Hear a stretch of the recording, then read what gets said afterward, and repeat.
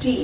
Hello जी, अस्सलाम वालेकुम। मेरा नाम डॉक्टर नफीस है और आज की वीडियो को बनाने का जो पर्पस है वो आपको मेदे की तज़ाबियत से मुतल्लिक़ कुछ अहम बातों से आगाही देने से है। ये वीडियो ख़ुसूसन मेरे उन पेशेंट्स के लिए है जो स्टमक एसिडिटी यानी कि मेदे की तज़ाबियत के साथ आते हैं और मेडिसिन के साथ वो ये सवाल करते हैं कि ग़िज़ा का परहेज़ क्या करना है। तो बुनियादी तौर पर जो है वो मेदे की तज़ाबियत जो है वो आपकी लाइफ़स्टाइल, आपकी ईटिंग हैबिट्स, आपके जो ज़िंदगी गुज़ारना, खाना खाने का तरीका है और वो आपको बहुत ज़्यादा मुतासिर करता है। इसके अलावा मोटापा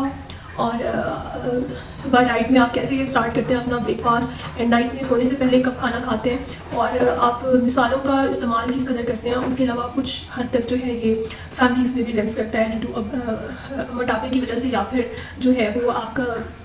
जो एक खुराक की नाली होती है, उस खुराक की नाली के साथ आपका स्टमक जो है वो कनेक्ट होता है। तो उसके दरमियान में एक वाल्व सी होती है जिसे हम ईसोफेगोगैस्ट्रिक वाल्व कहते हैं और वो ढीली हो जाती है। यानी कि जब आपकी खुराक की नाली से खाना जो है वो आपके मेदे में आता है तो ये ढक्कन क्लोज हो जाता है, तो वो खाना ऊपर को नहीं होता। लेकिन कुछ लोगों में ये लूज़ हो जाता है, उसके बारे में थोड़ा सा आपको बताऊँगी कि क्यों जो है वो लूज़ हो जाता है। तो सबसे पहले तो आपको अपनी अगर आपको फ्रीक्वेंटली ये इशू रहता है, अक्सर बाज़ औक़ात जो है वो मोस्टली लोगों को ये कभी ना कभी लाइफ में इशू हो जाता है मेदे की तज़ाबियत का। लेकिन अगर आपको ये अलामात यानी कि आपका ये जो सेंटर ऑफ होता है, आपका ये आपकी चेस्ट है कि हाँ, आपको सेंटर में अगर पेन मुसलसल रहता है तो ये आपको मेदे की तज़ाबियत का एक मुस्तकिल मसला हो सकता है। उसके लिए आपको चाहिए कि आप अपने डॉक्टर से फ़ौरी रजू करें, उसकी बताई गई अदवियात के साथ-साथ आप इन बातों का लाज़मी ख्याल रखें। तो इनमें जो है सबसे पहले है कि आप अगर सुबह उठ के चाय या कॉफ़ी का इस्तेमाल करते हैं तो वो आप बंद कर दें। और अगर आप बहुत ज़्यादा मोटापा का शिकार हैं तो आप कोशिश करें कि हाफ़ एन आवर 30 मिनट से 40 मिनट तक सुबह वॉक करें और शाम में वॉक करें। इतनी ही टाइम करिए वॉक करें, अपना जो पेट का मोटापा है उसे कम करें और दही और दूध से बनी हुई चीज़ों का इस्तेमाल ज़्यादा कर दें। और अगर आपके घर में हमारे पास अक्सर ऐसे लोग आते हैं जो होटल्स में काम करते हैं या उनका लाइफ़स्टाइल ऐसा है कि वो मसालों और तली हुई चीज़ों का इस्तेमाल ज़्यादा करते हैं, तो वो उनका इस्तेमाल आप बंद कर दें। और इसके अलावा जो है वो तली हुई जैसे आजकल सर्दियों का मौसम है तो आप बेकरी और बाहर से जो है तली पकौड़े, समोसे और ऐसी चीज़ों का इस्तेमाल बहुत ज़्यादा कर रहे होते हैं, तो उस सूरत में भी आपको तज़ाबियत का मसला जो है वो मुसलसल बढ़ जाता है। तो एक तो आपको ये एडवाइस किया जाता है कि आप सुबह खाली पेट जो है या चाय या कॉफ़ी का इस्तेमाल नहीं करें, बल्कि उसकी जगह दही दूध का इस्तेमाल करें। और खाने के जो है वो 40 मिनट के बाद आप एक वॉक करें। कोई स्टेमिक्स आपने बहुत मशक्क़त वाली या बेंड करने वाली कोई एक्सरसाइज नहीं करनी, बल्कि आप एक वॉक ही करें, क्योंकि बेंड करने से या कोई बहुत ज़्यादा तेज़ एक्सरसाइज जिसमें आपने कोई पोजीशन एक्सरसाइज हो गई या स्टेमिक्स जो बहुत मशक्क़त वाली होती है, ऐसी एक्सरसाइज करने से आपको स्टमक इशू जो है वो ज़्यादा हो सकता है। बल्कि आपको ऐसी एक्सरसाइज जो है वो खाने से पहले करनी चाहिए और खाने के 40 मिनट के बाद आप जो एक्सरसाइज करते हैं उसमें आप सिर्फ वॉक करें ताकि आपका खाना हज़म हो, वो स्टमक में ठहरा ना रहे। अच्छा, इसके अलावा जो है वो आपको खाना जो रात का है वो 3 घंटे पहले एडवाइस किया जाता है कि आप सोने से 3 घंटे पहले अगर आप 10 बजे सोते हैं तो आप 7 बजे रात का खाना खा लें और 8 बजे आप तकरीबन 20 से 30 मिनट की वॉक करें।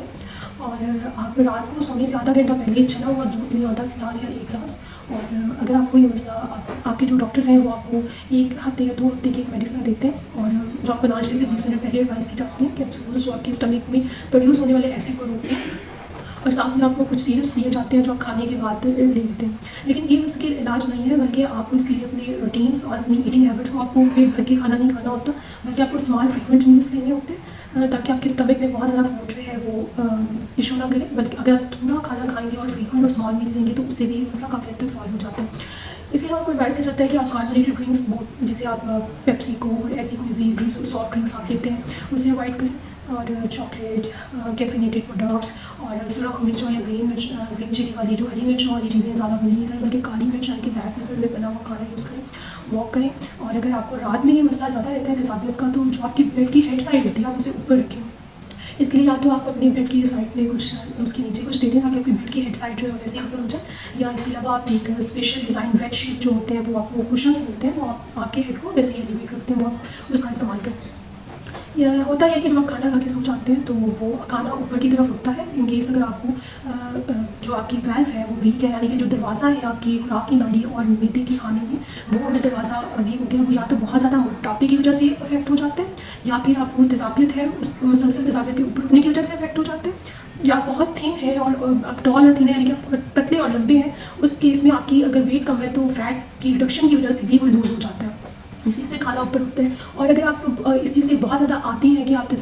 मिर्च मसाले वाले खाने खाते हैं, और ऐसे लोग जो ड्राइवर्स होते हैं जो 24 घंटे बैठ के ड्राइव करते हैं, या अक्सर फिजिशियंस भी बैठे रहते हैं, आपकी कोई ऐसी जॉब है, अगर आप सिलाई करने वाले हैं, सिलाई मशीन या ऐसी कोई भी जॉब है जिसमें आपको आपके लिए मजबूरी है बैठना, तो आपको ये एडवाइस किया जाता है कि हर 30 मिनट के बाद, हर 1 घंटे के बाद या 30 मिनट के बाद आप कुछ कदम चलें, 5 मिनट की वॉक ज़रूर करें, जिसमें एक रिसर्च के मुताबिक ये कहा गया कि आप 30 से 40 कदम जो है वो ज़रूर चलें। अगर आप ऑफिस में कंप्यूटर वर्क कर रहे हैं या कोई भी ऐसी जॉब है, क्योंकि हमारी जो मोस्ट ऑफ द जॉब्स होती हैं, एक्सेप्ट लेबर मजदूरों के अलावा जितनी भी जॉब्स अगर देखा जाए तो उनमें बैठ के जो है वो काम,